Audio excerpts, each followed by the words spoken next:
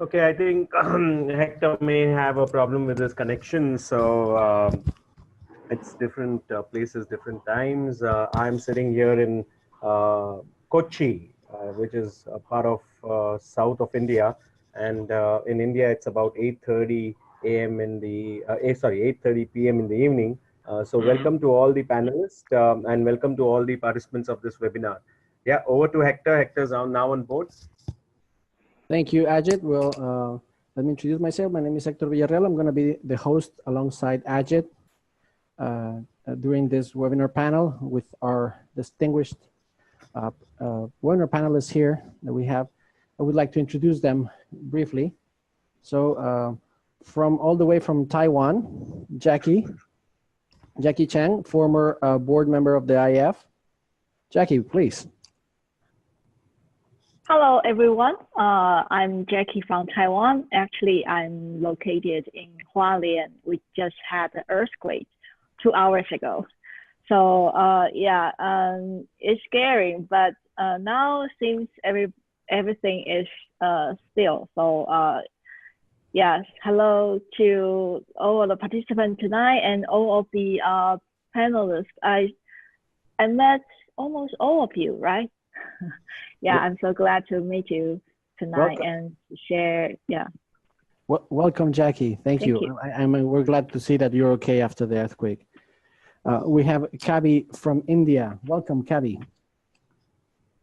Hi, it's fantastic to join in. It's the same time for us. 8:30 p.m. is good time. It's not like waking up early for many of you, or staying up late for some of you. Fantastic to be here, and I'm looking forward to have some very good conversations here. Thank you, Kavi. And we have Noel, former past board chair of the IAF, and a very good friend, I would have to add. Well, everybody are my friend. I consider them my friend, but Noel, thank you very much for coming in. Thank you, Hector. Thanks for the welcome, and good to see fellow colleagues and interesting names on the list of participants. Happy to be here. I think this is 11 p.m. Singapore time. It's been wet and rainy, yeah, but no earthquakes, no tidal waves, and so I'm happy for that. Good to see everybody. So no, while I'm having a chocolate milk for breakfast, as it's 7 a.m. my time, you're having you're having something much more good for inspiring conversation. I mean, having something like a beer or something that late at night. I stayed away from that. So yeah, I just wanted to be coherent, you know. That's a good point. That's a good point. And on the phone, because of some technical issues, but we've already managed to work through that.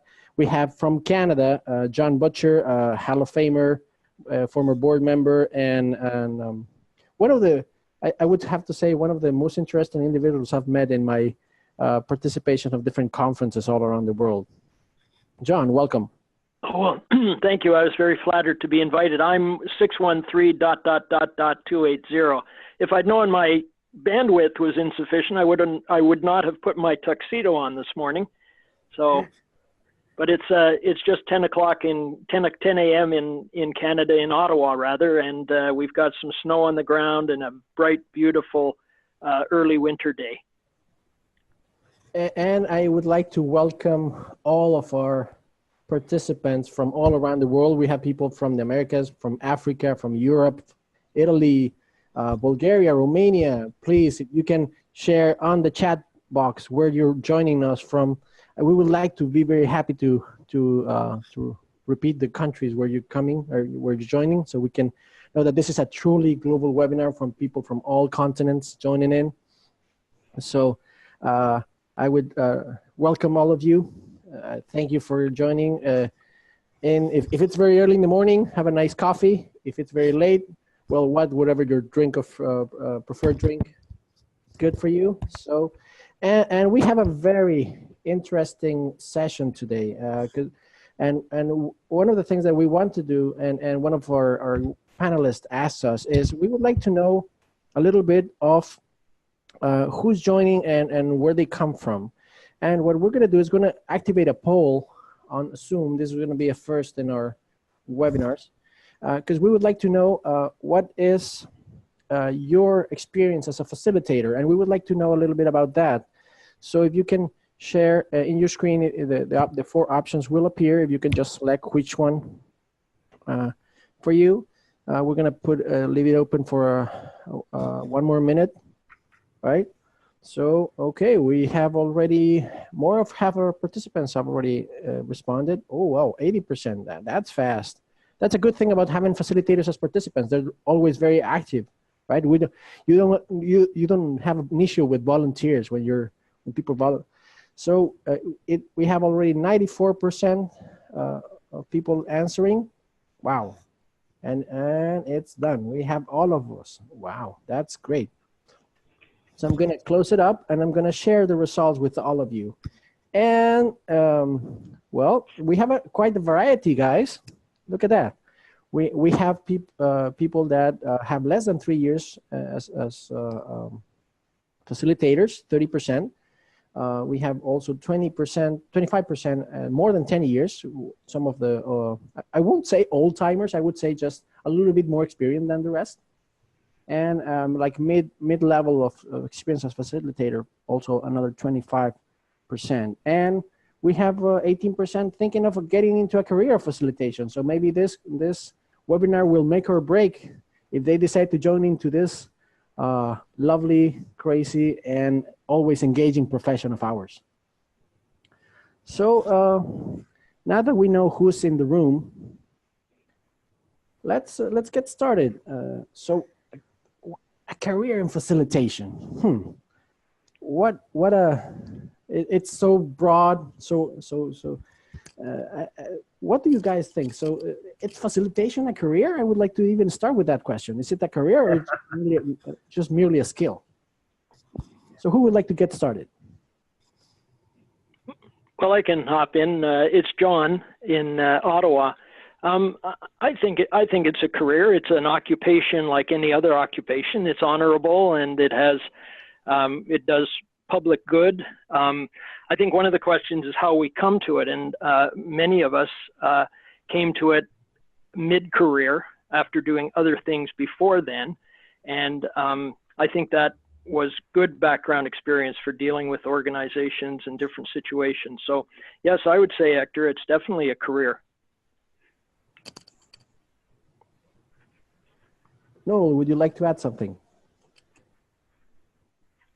Yeah, I was thinking about it as I see it as an opportunity to, first off, an opportunity to be encountering new skills of working with people. But at least in my own development process, I think it's become more of a vocation, and by that I mean not just an occupation. It's not something to just make a good living from, but also something that it's about me bringing my best self and the work transforming myself too. So it's a reinforcing loop of sorts. And the more I think of it as a vocation, I see that it is there to bring, I mean, there's also a certain notion in that word, right, that I should, given every chance, right, tell people about it, invite people to come alongside to, in a sense, discover for themselves that it can be much more than just a way to make a living. It is something that is potentially a lifelong commitment to some of the values and principles that undergird the profession. Yeah. I mean, my thoughts. Thank you, Noel. Anything you'd like to add, Jackie? Yes, I quite agree what John and Noel said. Before I become a professional facilitator, actually I was a PR consultant. I worked in PR agency for about 17 years. I'm glad that I have opportunity to encounter facilitation during my job. During that time, I'm still thinking that what kind of work I would like to continually work until the end of my day. So that's the turning point which I encounter with facilitation. And I'm still wondering that at that time, I see seems facilitation can be a lifelong journey, not only make living, but also can improve your growth. So very quickly that I just aim to become a professional facilitator and start my journey to do what I'm doing now. So that's a really good opportunity that through facilitation that you can encounter different sector, and probably because my previous working experience, I can end up those profession to facilitation, and that's the foundation to become a facilitator. Yeah, so I'm quite just want to echo what John said, that in your career, in the middle of your career, and you can embed it your previous experience, that will be a foundation to connect your skill with new development to improve your personal life, and also can connect your previous working experience. Yeah, that's my thought. Thank you very much, Jackie. Any final thoughts on the topic, Kavi? I think, I have a background in HR. I was an HR manager before I became a facilitator. I won't say I became a facilitator. I use more of facilitation now to earn a livelihood. So I think facilitation is both a means and an end. As part of a means, it means it can further your profession, whatever the profession you are in. That's number one. Number two, it's an end by itself. That is, you can do facilitation full time. The choices are up to us. But it can further any profession that you are in. That's something that we need to spread the message around. And number two, you can take it as a full time and you do only this. And there is enough and more of opportunity for both. And I am an example for straddling both ends of the spectrum. Thank you. Thank you very much. So, interesting. Now we have it as a career, as a vocation, as a means to an end, and an end in itself. So, Ajit, would you like to take it from here? Yeah, I mean, I was thinking here that what made us select facilitation as a career. So we heard Jackie talk about she being in a PR side and coming. Kavi is from a HR space. John also spoke about having done things before and then coming into facilitation. What was the charm of coming and becoming a facilitator?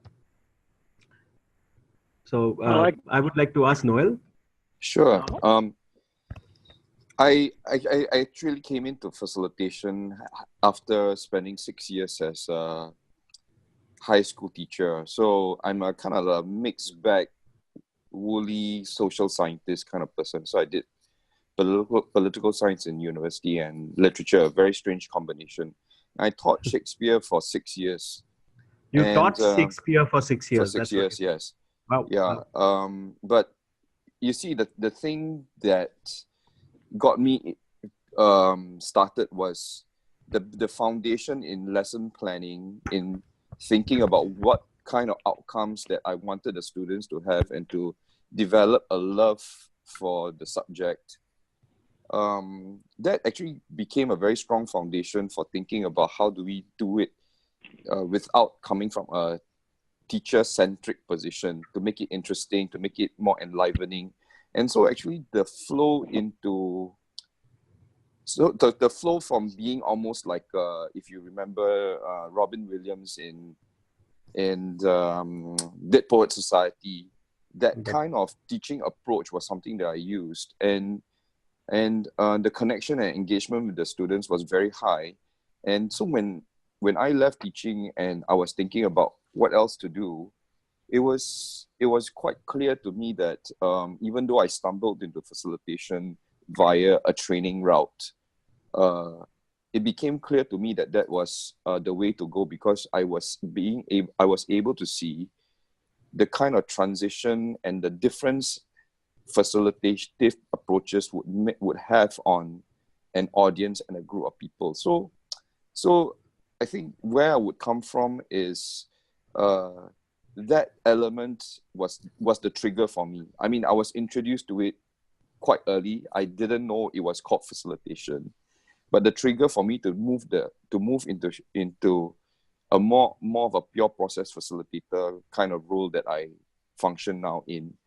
I had those beginnings when I was teaching facilitatively, and always like thinking about how do I put the student stroke participant in the center of everything that they are doing, and if that's the case, what's my orientation to do? And I thought that beginning with that in mind, that gave a lot of difference to the power of the group wanting to learn, to the power of the individual owning their own learning. And I think it has informed my own journey. It was a very easy step into, therefore, more of a pure process facilitator role and work. Yeah. So thank you, Noel, for that.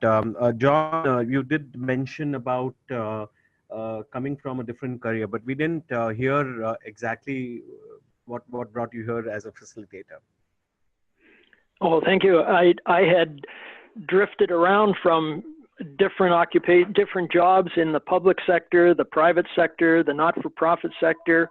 I had even refereed ice hockey full-time for a year, trying to find a way. And I decided to go out on my own. And in fact, human resource planning was a field that I was developing some expertise in.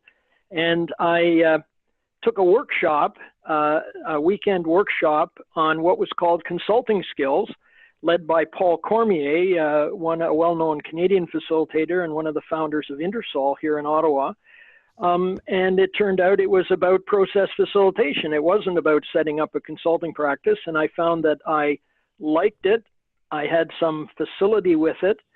And it seemed to me that facilitators in our role, at least how I see our role, is helping groups and individuals to think better, to think faster, to be more effective in their work together.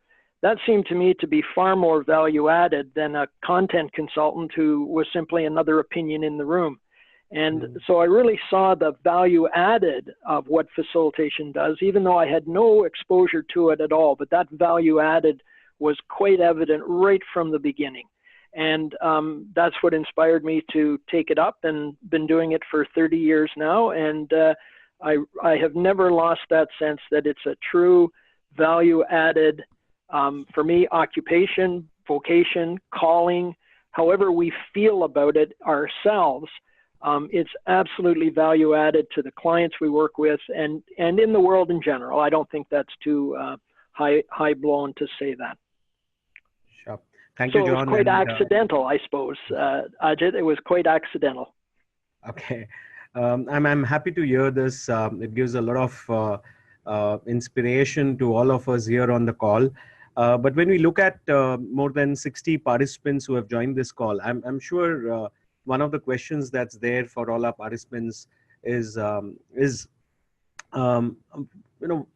what are the opportunities available? And we come from different countries. What are the opportunities available in our country? So this question, I'll start with Kavi first, and then move to the others. Sure. I've been studying the future of work and studying how populations and demographics are changing around the world. And when you look at there are two important vectors that we must bear in mind. The first vector that we must bear in mind that there is a far greater population of young people occupying planet Earth, which is very important, which is very good, which is something that we must factor. That's vector number one. Vector number two, and that's very important, is these people are well connected both to each other. These, as in all of us, are well connected to each other and have access to resources. So the time and place of resource scarcity being filled in by people is over. So there are accessibility issues are over. People are able to access knowledge from anywhere and everywhere. And when it comes to that, it is about, with the access to knowledge, what are people willing to do? And when in that confluence, what are people willing to do? And that becomes our role. And that is the important factor. And I think whichever country, whichever place in the world where there is a lot of confluence of different streams coming together, the opportunity to facilitate is massive. If there is going to be two different streams coming together and those streams coming together to produce something else, the opportunity to facilitate is massive. So I would place at the foundation, wherever there is an opportunity of 2 or 3 different streams coming together, that is an opportunity for us to be clear about. That is an opportunity to work on. So number one for me, in any country, and I have worked in a few countries, in any country and any opportunity which there is a confluence of 2 or 3 disciplines, 2 or 3 ways of looking at things, there is an opportunity. That's my first submission given these 2 vectors. The second submission I would have, and then I will stop with that, is wherever the past needs to be revisited or the future needs to be imagined, there are different perspectives that are there in the room. Be it in the government spaces, the non-government spaces, or the corporate spaces, there is immense opportunity available. These 2 are, in my opinion, these have been evergreen for me around the world. In whichever part of the world, these are opportunities that are perpetually available for us. Okay, nice. Thank you, Kavi. Let's hear what Jackie has to say. Taiwan, I understand, has been into facilitation for quite a long time. So, Jackie? Okay. From my perspective, to see what the opportunity for facilitators in Taiwan, I can see, there's many organizations, public sector or private sector, they are keen to have a facilitation in their business nowadays. But still, most of them really understand what facilitation can help, especially those local business or traditional company. They are not really know or encounter this kind of activity, what facilitation can help them. When I decide to become a professional facilitator, I'm thinking that what kind of strategy I can promote this kind of professions in Taiwan. My first image is, how about the PR agency? Because I'm from PR, so my previous company, they are not really know about facilitation. So when they provide their service to client, and they just use consultation. So the idea or the strategy always from the agency, as everybody know. But if we can just hear the strategy or use facilitation to help them come out the best solution for themselves, I think that will be a very important, especially at this moment, that no one can provide the best solution to the client. So now more PR agency or advertising company, they aware of facilitation can help them to make their job even better. So now I see more and more people, they are pursue facilitation skill, not only to help them to improve their working environment or increase the efficiency of their daily work, but considering to become a professional facilitator. And now we can see many facilitators in Taiwan are quite busy at this moment, probably because we have another market in China. Okay, that's a burning market in China. So the facilitator become very, very busy at this moment. Sure. Thank you. So Jackie, you brought in a perspective of profession and talking about corporations. What I heard from Kavi was facilitation can be used in many spaces, and it's about confluence. And the way I heard it was it can be used with every citizen and every youngster, so it can be used in many spaces.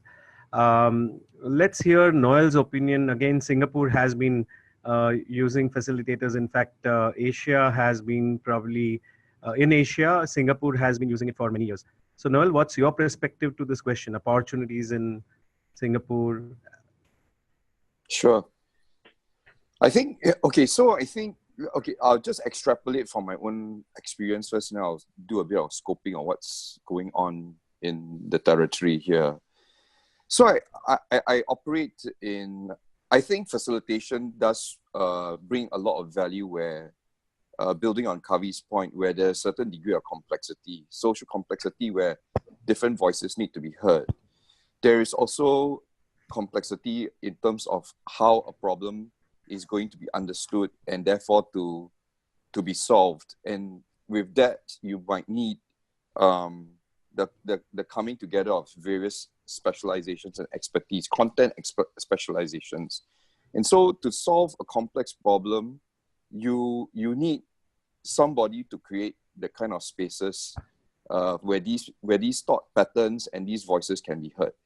Now, I'm going to say that typically in my own practice, I don't market particularly to small and medium-sized enterprises, especially small and medium enterprises of a certain size. Anything between 50 to 100 people, I try not to get involved, simply because very much often the mindset for success in those considerations is really about lowering costs. And to me, that is a fairly straightforward kind of thing in the business owner's minds. And therefore, the facilitator is really an additional cost item.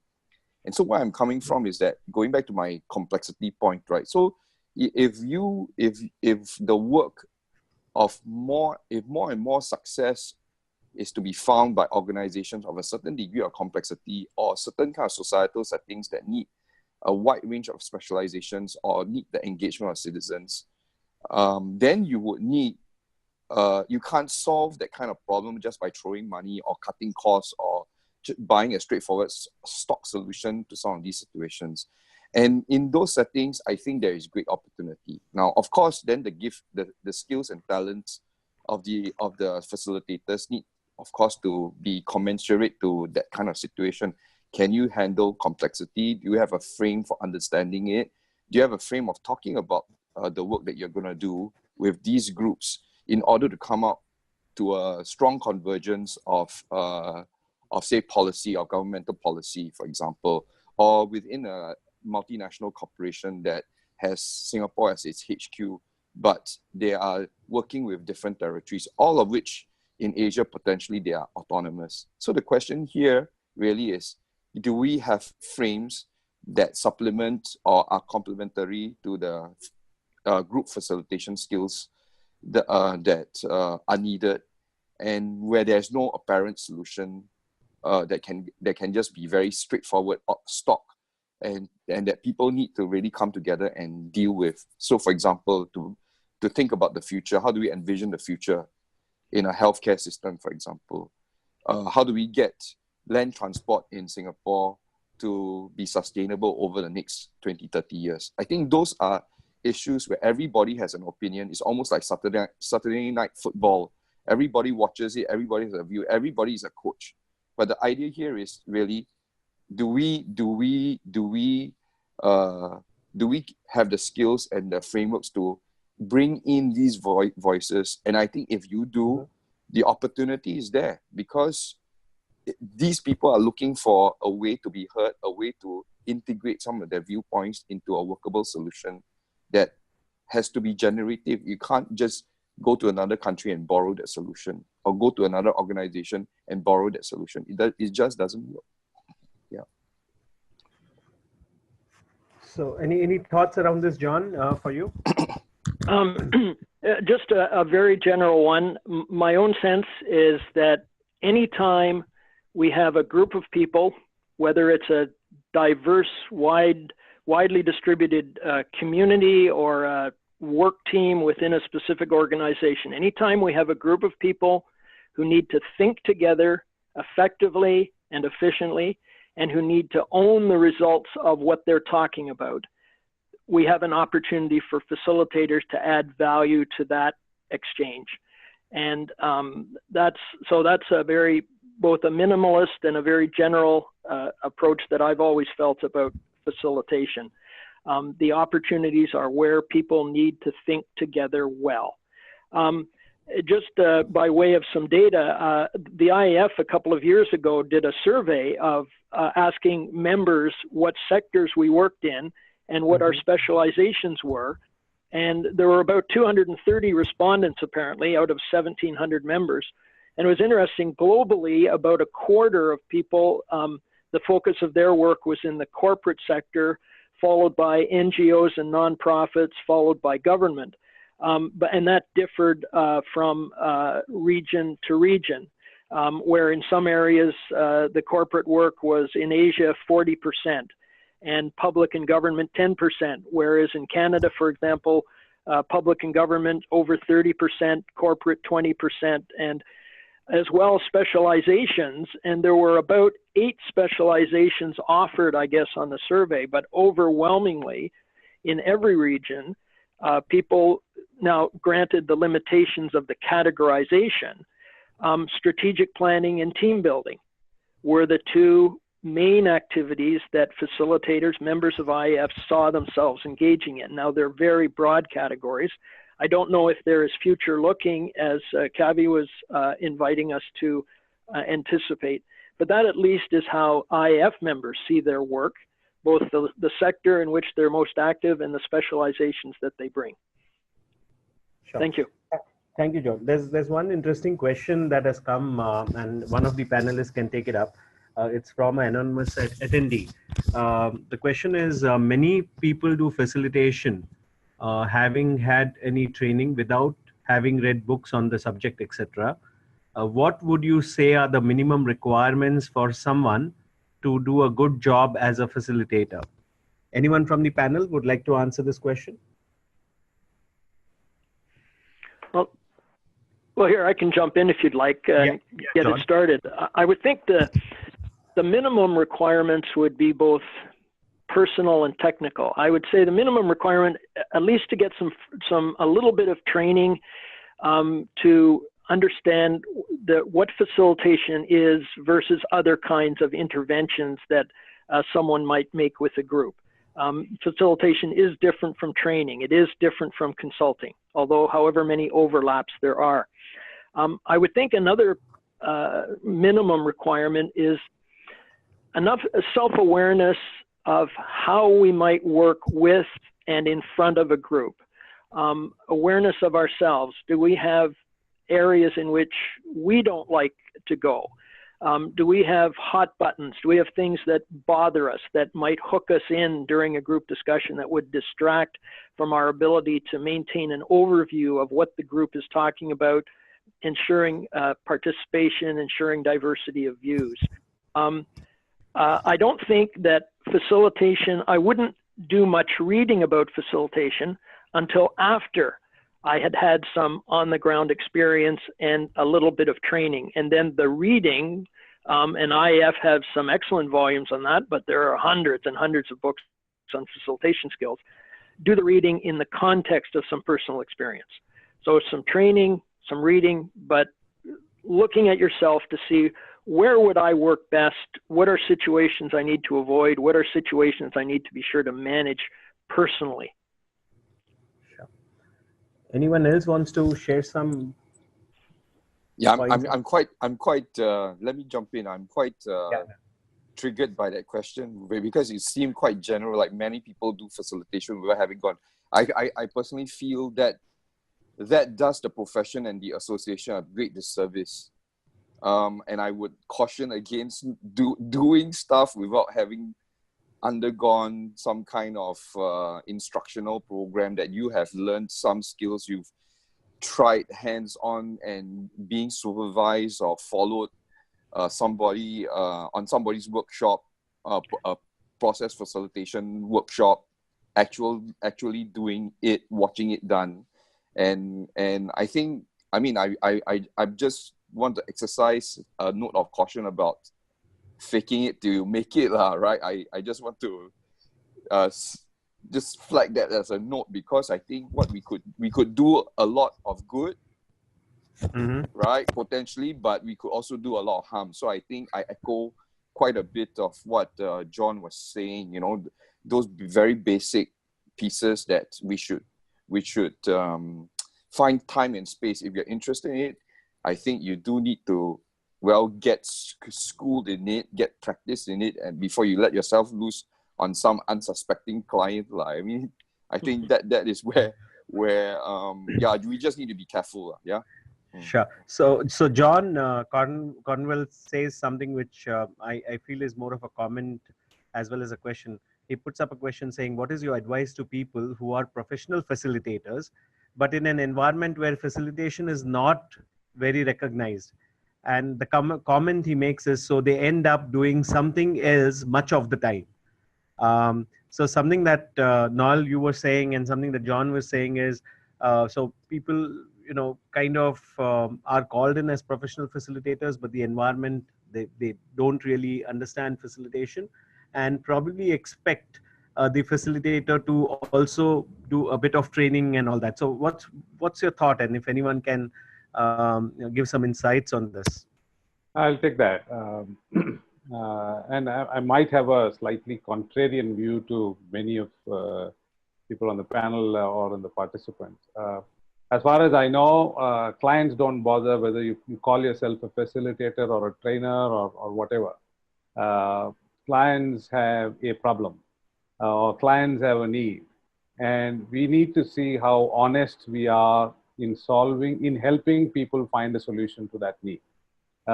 And there was also another question that, what's your advice to people who are just budding and who are coming up? In my experience, the best thing to do is not to go talk up facilitation.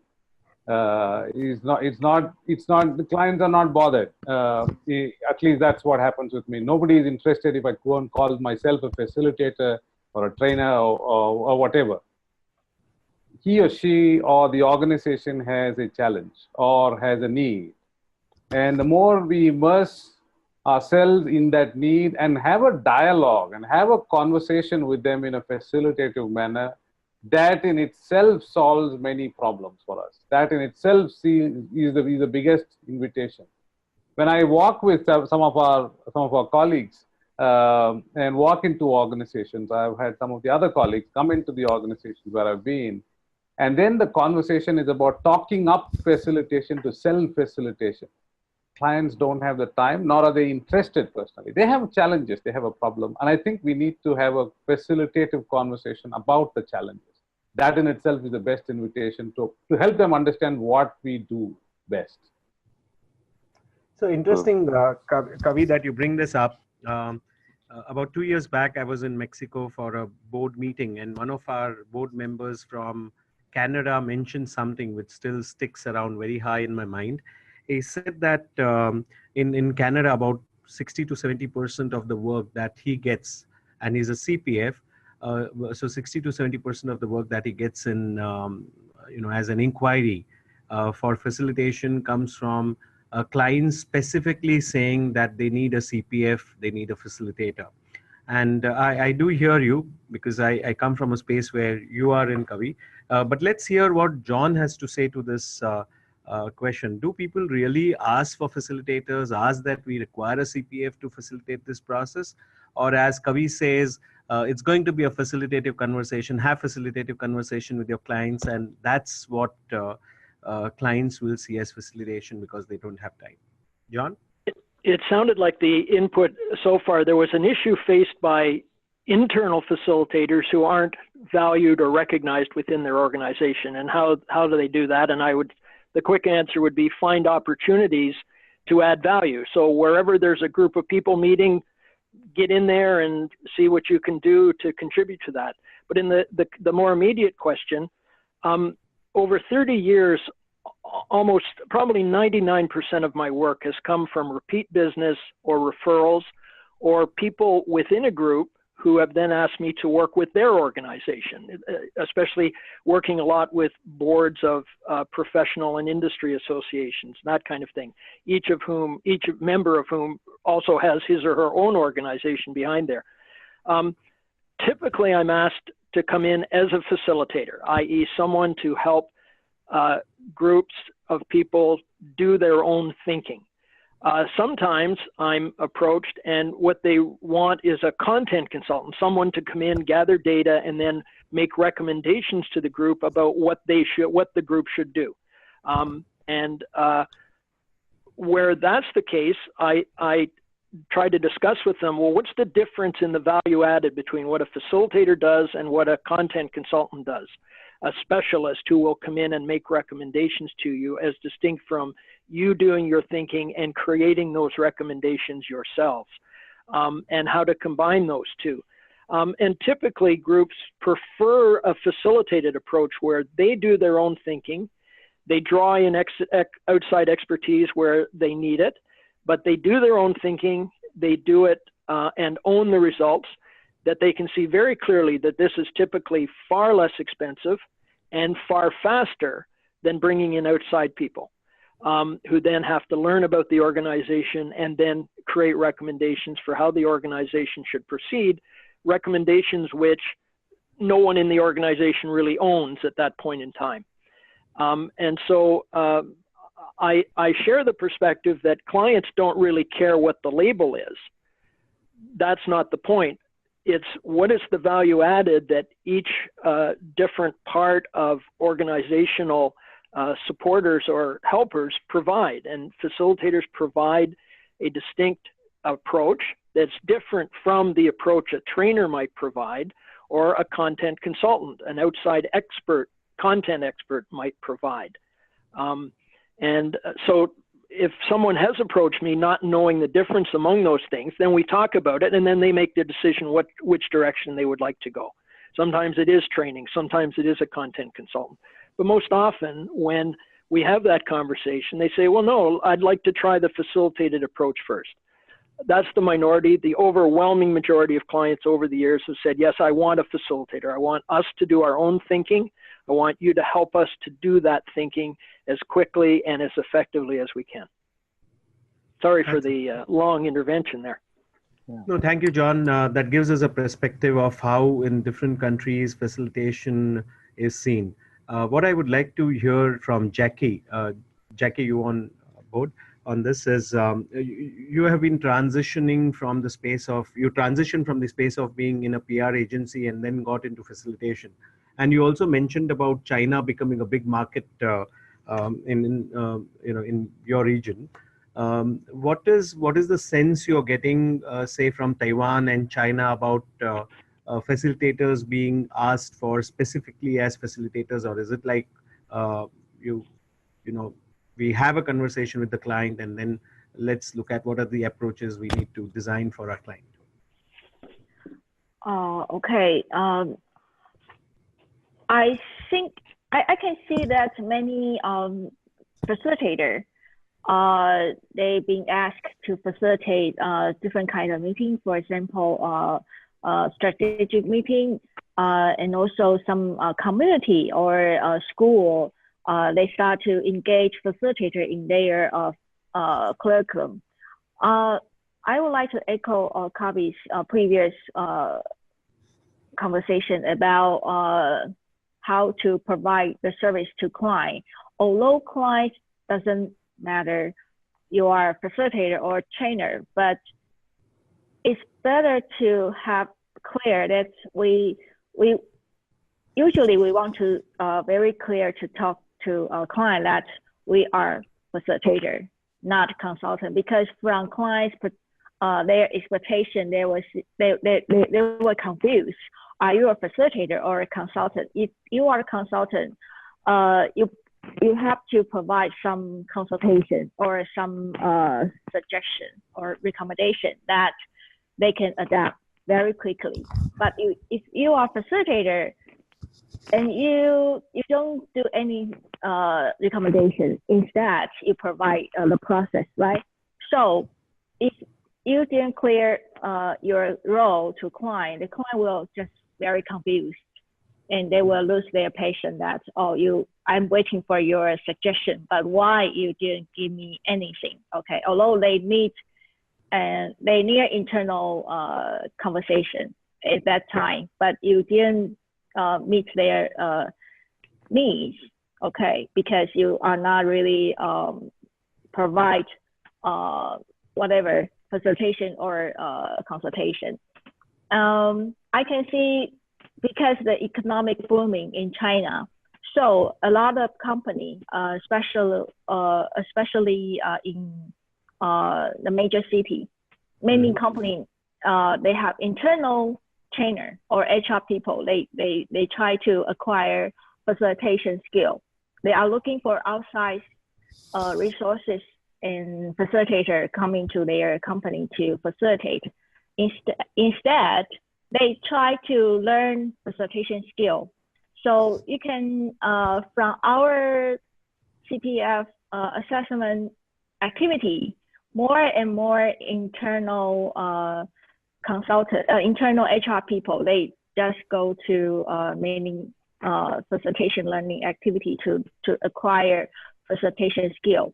So we have a lot of require from China, but I see this is I don't know if this is just a short-term require, or that's they are in the age of transformation, because sometimes in this kind of market, the society start to transform, and the enterprise also.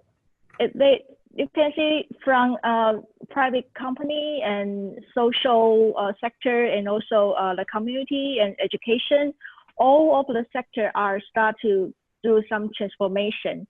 So from this kind of requirement or their needs from this sector, you can see the booming is really scary, because you know so many people want to learn facilitation, but the quality is I'm worried that if we are not really care about the quality control, or just bring what is the standard of a professional, or as a facilitator, what is the standard we can do, is really sometimes I see it damage of the professions.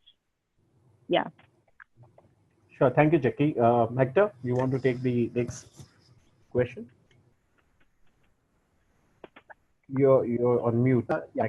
I just want to say that we have a lot of questions coming in. Yeah. Actually. Yeah. I mean, I'm thinking that we're not going to be able to finish all of them, because we have all this.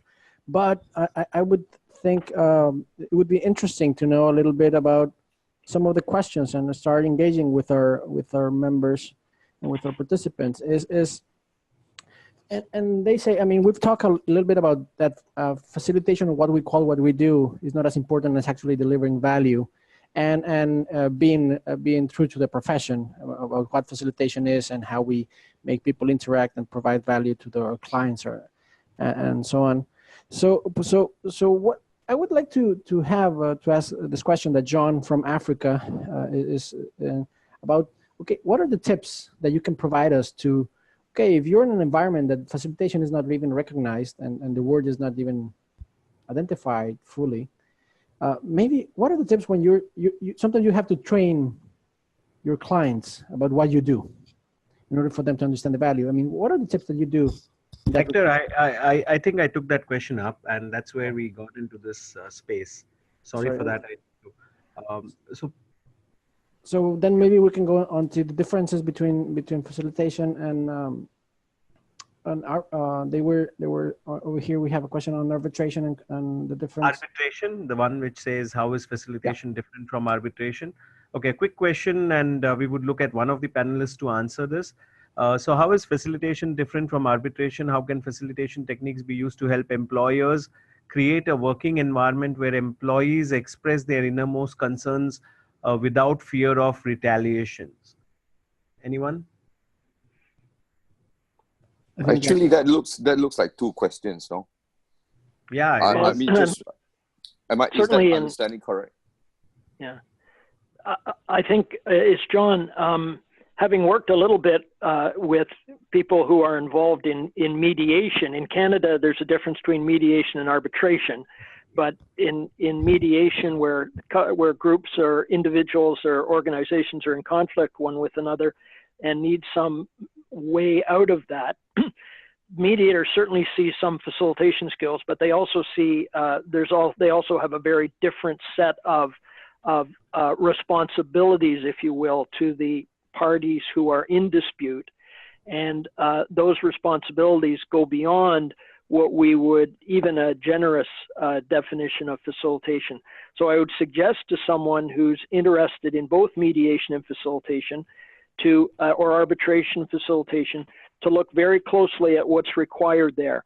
I know when I took some training in mediation some years ago, and I simply decided it wasn't for me, that I preferred to stick with facilitation. So there are, without going into the details, there are real differences between the two. I would recommend you not conflate them and look and see where they overlap, but more importantly, where they differ. Yeah. And if I can just build on to that, right? Even mediation has got is actually a spectrum. You know, some are more legalistic, for example, interest-based mediation frameworks, versus to more relational approaches that don't just seek to create an agreed solution to the conflict, but actually the thrust moves much more closely to facilitation, where we try to build the approach tries to build a stronger relationship so that the agreed settlement has got a strongest chance of being sustained. So there is also, even in that, there is a spectrum, and some of those frameworks tend to approximate facilitation more than others.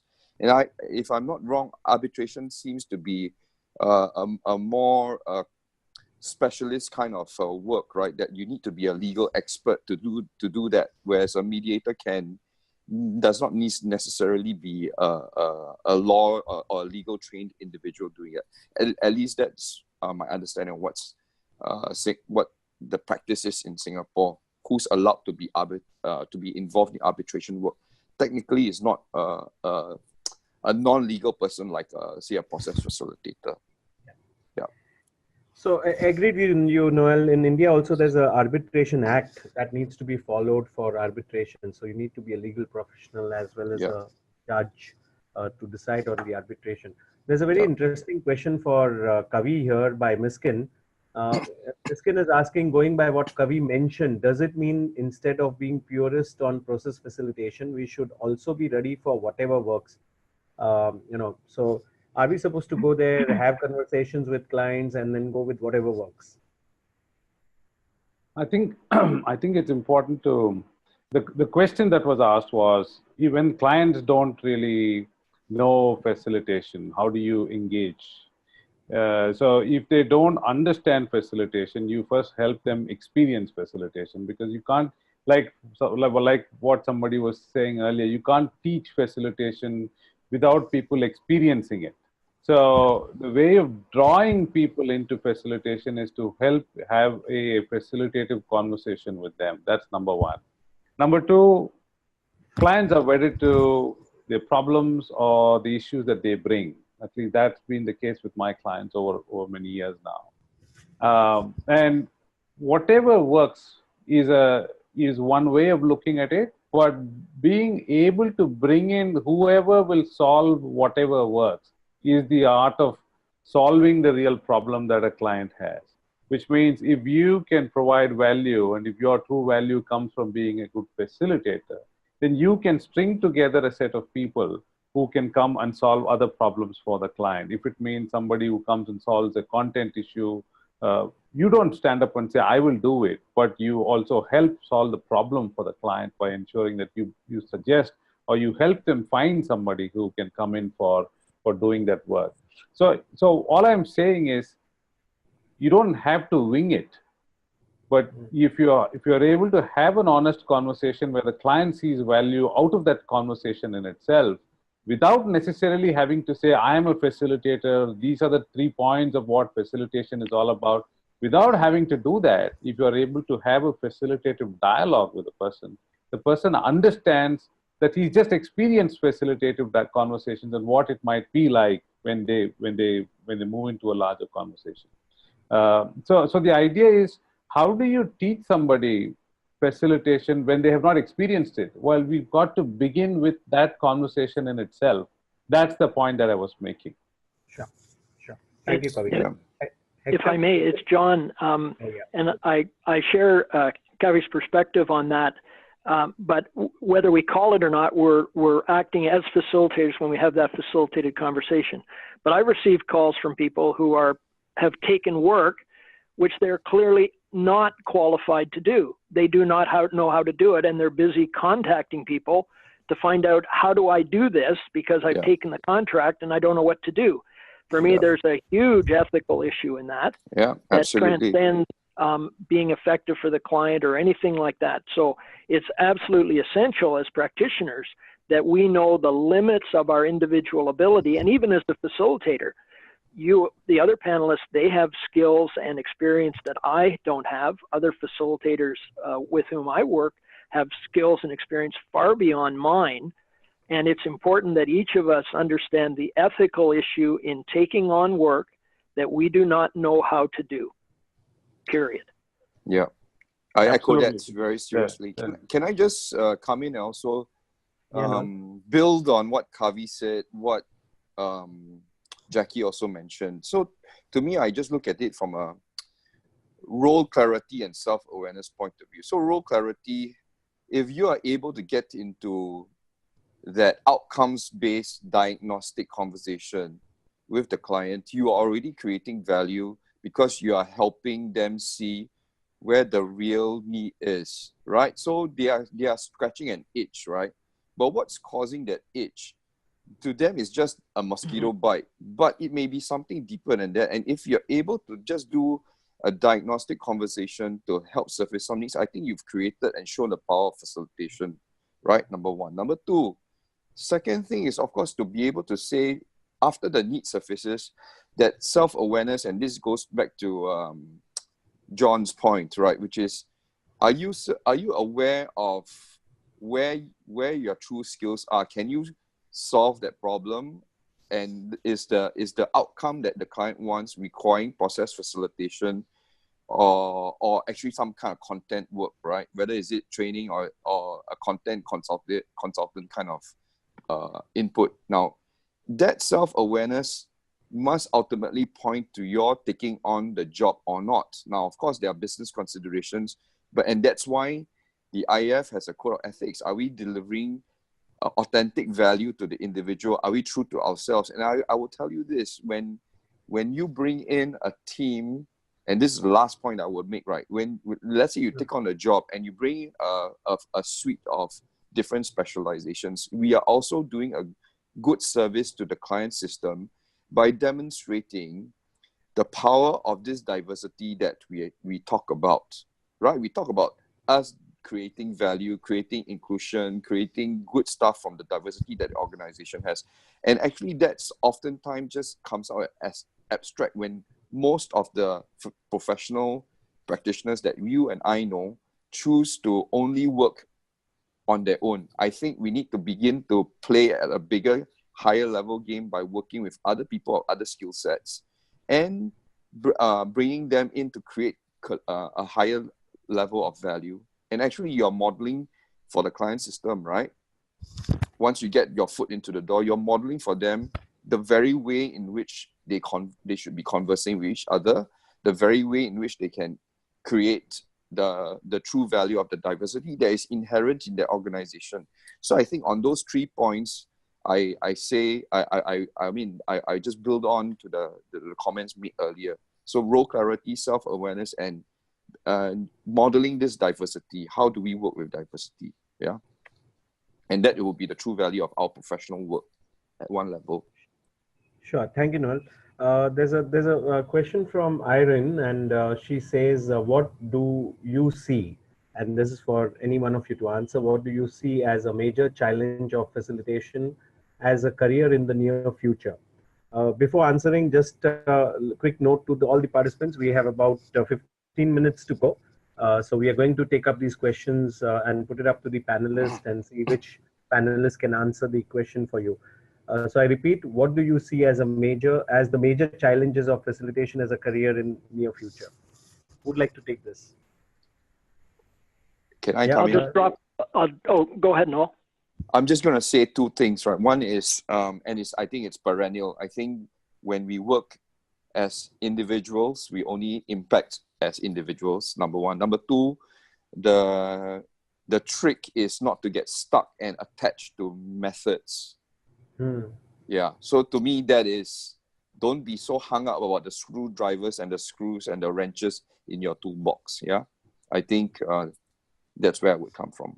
Okay, sorry, John. Yeah, I'll just go back to a very, very basic consideration. People I've spoken with who've approached me about considering careers in facilitation, one of their basic concerns is, will I make enough money from this to live a normal life? And that often is what people are most concerned about. Is there enough work out there? And in a time when more and more people consider themselves experts in more and more things, to what extent is there a place for people who are working as process facilitators? And that's a very real concern people have, and it will block people from even considering getting into our field if they don't believe they can make a reasonable living from it with a reasonable amount of effort as well. Okay. Fine. My response, by the way, to that is to not worry about the money over the course of the year, but the main question is, can you live with an unpredictable and irregular income over the course of each year? If you can emotionally and financially, then by all means go ahead. If you cannot, then do not get into the practice of as an independent facilitator. Sure. John, what you say is interesting. So what I keep on hearing is that if I'm a facilitator or if I'm a CPF, will work come to me just because I'm a CPF? And no, absolutely not. Yeah. Absolutely not. You've answered that question. Thank you for that. So the next question which we have from the participants is, what's the most important consideration for you so I think Mrunal wants to ask, what has been the most important consideration for selecting or choosing facilitation as a career? Something like that.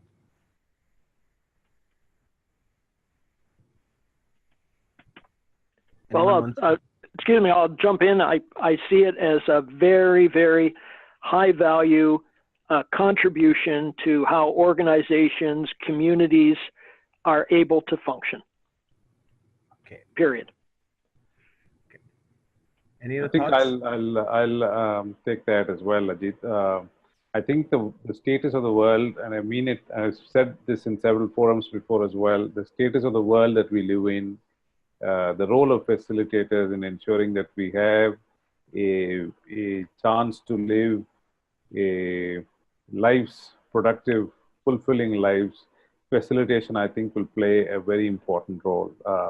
We are torn down by walls, and I think if there is one particular profession that helps in building bridges and breaking those walls, I think facilitation fits right up there. And that's one reason why it gives me great power to continue here in this profession. Sure. Thank you, Kavi. That's inspiring. Sumit has a question, and I think this is something. So we've heard all of you talking about facilitation as a career and the importance and why you're here. So he wants to know if there is any literature around which mentions the advantages of using facilitator in organizational meetings. So probably what he wants is, can we use some of these white papers or something available to send it to clients, and that makes them aware of the role of a facilitator, especially in countries where facilitation is not so well known. So where I would come in is Yeah. The original IAF journals would have a bit of that research-based kind of focus. I think as an association, we need to sort of like find the legs to go and revive more regular publication of the journal. But I think that has so much thought leadership in there. We don't do enough of showcasing that to the world. And I think the way to access the journal is, of course, to be an IF member. I mean, I'm sorry, I do have to be as past chair. I want to beat the drum a bit and you show the flag. And of course, John also mentioned a couple of the earlier publications, right, that the IF did over the early 90s and 2000s. Those are fantastic volumes and should be in every facilitator's library. And I say it because I think I've learned a lot just by having those volumes in my library. So I think that's where you can get some of those articles and send them over to clients. So Noel, Lauren wants to ask the same thing, that IF did a survey. So are these surveys available? So you have it in your library, but where else can they get access to some of these case studies or these surveys? Could I make a suggestion to the person who asked that question? I wouldn't for a minute suggest that the literature is not important, but the literature, many people would consider it a priority to be coming from a self-interested perspective. Here's a facilitator writing about how great facilitation is. That if this participant wants to spend some time helping an organization to understand the value of using facilitation in organizational meetings, what they might better do is find credible organizations and organizational leaders in their community who have used facilitation and put them in touch with the skeptical or the questioning client. I think that's where the most persuasive information will come from. It's from peers who have used facilitation and feel they've benefited from it, recommending facilitation to other people. I see Jackie's hand come up. So Jackie, you want to ask? Yeah, Sorry, I want to mention that FIA, the Facilitation Impact Award, there's a lot of, we have so many success story about facilitation. That's probably a case study can help that our participants to know more about how facilitation can impact to the organization. Yeah, this is one thing I would like to mention. Sure.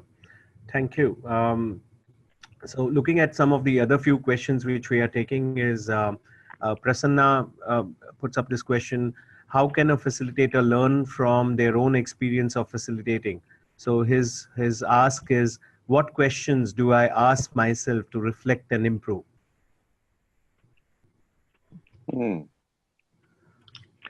I was just thinking that keeping a journal after every facilitation you do is useful. And I would just go for a simple focused conversation process, I mean, I'm sorry if I'm throwing jargon at you, but really to me, it's like, what happened? What were things that stood out for me? What did I feel about it? What am I thinking about, and what are my next steps, right? If I were in the same situation again. So to me, those a structured debriefing process for myself would be useful in unpacking some of the experiences. And I think to be better as a facilitator, I mean, over time, I've also chosen to work with to bring in a co-facilitator, minimally another person who is quite unlike me. Because I think oftentimes when this person who is quite unlike me, and typically it will usually be a lady, I think in the stretch that we offer each other when we do our check-ins and huddles, I begin to learn to see things from a perspective that often that is not always instinctive to me because of this gender bias or a way of thinking. And so I choose to work cross-culturally if I can, if not minimally also with a facilitator from another gender. And so the idea here is to therefore the debriefing, actually I'm picking up a lot of information for myself about myself. Yeah. Sure. This is a very interesting question from Rachel. She's talking about marketing. I know Kavi talked about having facilitative conversations and the other panelists shared their thoughts. But her question is, since referrals and repeats will come over time, what is a good way to get started marketing or getting the word out about your services, especially to organizations of the scale that would be willing to pay? So any thoughts about how we as facilitators market what we do? I think John spoke about that a little while earlier. The best form of foot in the door is a referral. When clients are satisfied and they're very happy to talk about the work that somebody else has done, and that's the best foot in the door. And that's also a great feedback mechanism to understand how well we've done as well, because the more there is propensity to do that, you understand that you have managed to help them do that. So it serves both as a feedback mechanism and as a great marketing mechanism. When there is a referral, the chances that the business will go through till the end are very, very high. That's been my experience. Sure.